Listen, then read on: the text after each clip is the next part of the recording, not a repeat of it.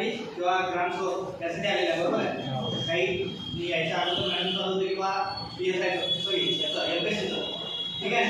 सगळ्या आपल्या आवागाच्या गोष्टी असतात. आवागा व्हायचं काही नसते, पण आपण जर किती टाइम देतो याच्यावर डिपेंड आहे की तुम्ही पुढे काय करणार, बरोबर आहे. मॅडमला सांगितलं, मॅडमने जेव्हा पोलीस भरती सांगितलं तर माझा मित्र अंकुश पायकर इथून PSI झालेला आहे, म्हणजे मॅडम पण तो मराठीसाठी होता.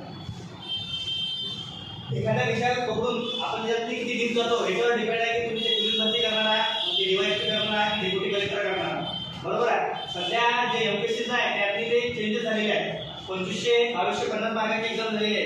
जे UPSC घेत होती तेच एक्झाम आता MPSC घेणार आहे. ते सेम पॅटर्न आहे ना, अडॉप्ट केलेलं आहे, ठीक आहे. पण ठीक आहे, आपण नाही त्या याच्यापर्यंत, पण आपण PSI तर होऊ शकतो ना. PSI STI ASO या बाबतीत तर आपण होऊ शकतो.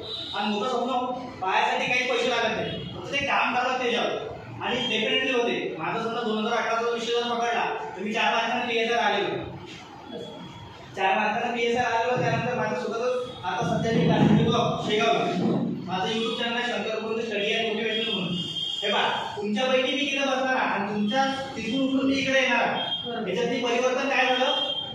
आता कोणतरी नवीन आला तर पोलीस भरतीची तयारी करतो, बरोबर आहे. पण कोणतरी नवीन आला तर PSI DYSPची तयारी करणार, बरोबर आहे. काय झालं, तुमची जी पातळी आहे वैचारिक विचार करण्याची पातळी ती आपोआप वाढली. आणि एखादा माणसा जेव्हा म्हणतो त्याची लेवल पाहून आपोआप आकार वाढवते, तसं तुमच्या बाबतीत आहे. तुम्ही मोठे स्वप्न पहा, मोठ्या गोष्टीच्या बाबतीत मागे लागा. मोठ्याची मोठी गोष्ट तुम्हाला भेटणार. जसं की आता तुमचे राज्यविषय विषय केला, राज्यविषय जर तुम्ही अभ्यास करू राहिले, मराठी मॅडम पद्धतशीर घेतात, GKचा पाठ तुम्हाला पद्धतशीर करून घेणार, त्यासाठी पुस्तकं कोणकोणते लागतात ते पाहणं आहे. आणि 2250 मार्काची एक्झाम आहे, जसं की किंवा PSI 400 मार्काचा लॉ, बाकीच्या गोष्टी किंवा प्री आणि नेक्स्ट त्याचं एरिया आहे.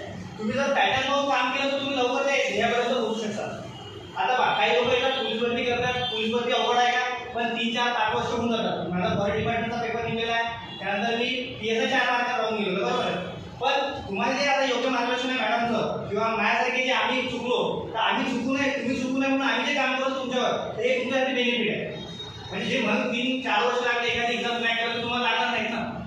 आणि मॅडमचं असे विद्यार्थी आहेत, मॅडमचे भरपूर विद्यार्थी PSI DYSP मध्ये झालेले आहेत. ज्या दिवशी तुम्हाला असं वाटलं की मॅडमने सांगायचं की मॅडम आम्हाला या पद्धतीचं या व्यक्तीचं मार्गदर्शन लागते, माझ्या कॉन्टॅक्टमध्ये सगळे PI वगैरे आहेत किंवा PSI वगैरे आहेत. आता तुम्ही परवा दिवशी SP साहेबांना भेटून बुलढाण्याच्या, जेव्हा तुम्हाला ज्या लेवलचं मार्गदर्शन लागतील त्या फक्त मॅडमच्या कानावर टाकायचं, मार्गदर्शनाची मी आहे.